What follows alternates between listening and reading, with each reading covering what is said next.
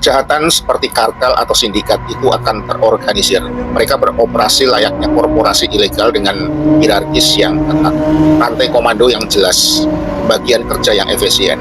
Dan sebaliknya, gerakan perjuangan moral atau sosial itu hanya bersifat organik dan spontan.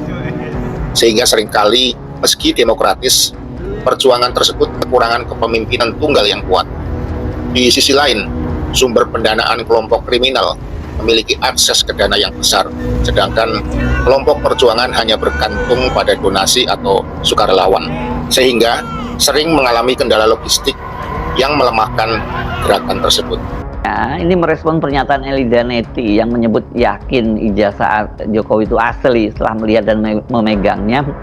Kepada wartawan itu ketika ditanya soal itu Jokowi tertawa. Namun kalau ditanya soal memaafkan, ya ini dia memastikan bahwa prosesnya jalan terus kendati dia bersedia memaafkan. Urusan memaafkan itu urusan pribadi, urusan hukum ya urusan hukum. Kita hormati proses yang ada. Kok sekarang Jokowi bilang saya akan mau menunjukkan ijazah itu kalau di pengadilan atau pengadilan memanggil. Nah, kita udah berkali-kali panggil ke pengadilan, udah 3 kali. Terus dan terakhir Dr. Muhammad di Solo tidak hadir juga. Jadi ini Jokowi ini besar itu menipu rakyat. Kalau bahasa Qurannya dia nakodot, bahwa nakodot itu ciri khas satunya adalah sumpah-sumpahnya menjadi alat menipu. Banyak hal yang bisa kita bahas ini ya. Terlepas bahwa itu adalah hak mereka, tetapi memang ada beberapa hal yang justru kalau saya kaitkan secara langsung, ini makin menguatkan bahwa memang ijazahnya itu palsu. Why?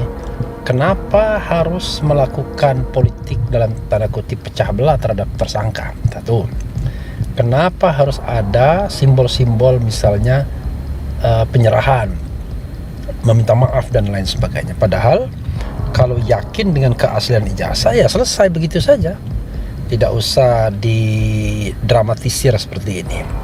Nah, ini menurut saya menarik, tapi bagaimanapun ya tetap perlu kita bahas, karena kalau tokoh seperti Egy Sujana misalnya ya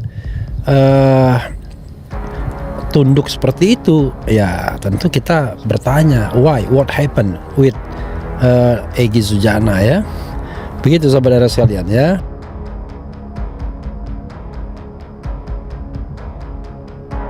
Dua tersangka temui Jokowi di Solo, Egy Sujana dan Damai Hari Lubis. Apa yang dibahas?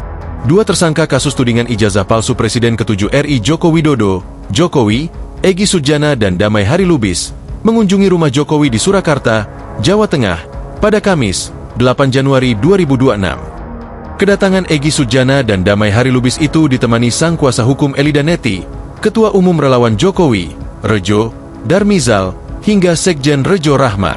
Mereka datang menemui Jokowi pada sore hari menjelang maghrib. Betul, Egy Sujana dan Damai Hari Lubis bertemu Jokowi, kata ajudan Jokowi, Kompol Syarif Muhammad Fitriansyah, Kamis, seperti dikutip dari tribunsolo.com. Akan tetapi, belum diketahui pertemuan antara dua tersangka tersebut dengan Jokowi dalam rangka membahas apa. Pasalnya, pertemuan berlangsung tertutup. Egy Sujana dan Damai Hari Lubis adalah tersangka klaster pertama kasus pencemaran nama baik terkait tudingan ijazah palsu Jokowi, sehingga berbeda dengan Roy Suryo yang merupakan tersangka klaster kedua. Egy dan Damai dijerat dengan pasal 310 mengenai pencemaran nama baik dan fitnah, pasal 311 tentang fitnah, pasal 160 KUHP mengenai menghasut dan atau pasal 27A Yungto pasal 45 ayat 4 dan atau pasal 28 ayat 2 Yungto pasal 45A ayat 2 UU ITE. Beberapa waktu lalu, kuasa hukum Egy, Elida Neti mengakui bahwa ijazah S1 Fakultas Kehutanan Universitas Gadjah Mada, UGM, milik Jokowi asli setelah diperlihatkan oleh penyidik Polda Metro Jaya dalam gelar perkara khusus pada Senin, 15 Desember 2025. Elida tidak terima disebut menyesatkan publik oleh kubu Roy Suryo CS karena pernyataannya soal menyentuh ijazah Jokowi. Ia menjelaskan bahwa ijazah Jokowi ditunjukkan dengan sangat hati-hati oleh penyidik Polda Metro Jaya. Diguntinglah surat penyitaan biar semua tahu bahwa polisi memang serius dalam menangani perkara ini. Kemudian digunting lagi amplop itu surat putusan pengadilan dalam penyitaan ijazah Jokowi. Kata Elida, Dikutip dari tayangan kanal YouTube Rasis Infotainment, Kamis, 25 Desember 2025. Kemudian digunting lagi. Sudah itu kami disuruh duduk. Semua duduk. Imbuhnya, Elida menyebut bahwa ada 2 ijazah Jokowi di dalam sebuah amplop yang digunting penyidik Polda Metro Jaya. Pertama adalah ijazah SMA Jokowi, dan yang kedua adalah ijazah S1 Jokowi. Saat ijazah asli S1 milik Jokowi ditunjukkan, semua peserta gelar perkara khusus mengerubungi penyidik karena ingin melihat ijazah yang selama ini menjadi perbincangan halayak ramai. Bapak-bapak, kubu Jokowi, itu sudah menjerit-jerit. Gak boleh pegang, gak boleh pegang, ucap Elida. Saat situasi sedikit buyar, Elida mencari celah untuk menyentuh ijazah Jokowi dan berhasil.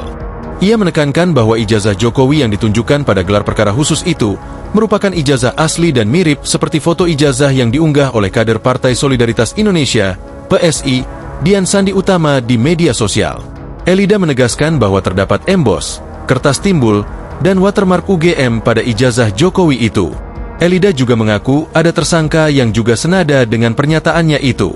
Saya masuk dalam ininya, langsung saya pegang, spontan saya pegang. Karena tadi saya lihat orang pada megang, saya ikut megang. Saya sundul dengan jari saya. Sebelum saya masuk dibilangin kalau nggak salah, mungkin ada watermark, tapi saya nggak mau nyebutkan nama di sini. Yang tersangka juga yang ngomong, ada watermarknya, katanya, ujar Elida. Baru saya lihat, benar ada. Saya lihat lagi embosnya ada.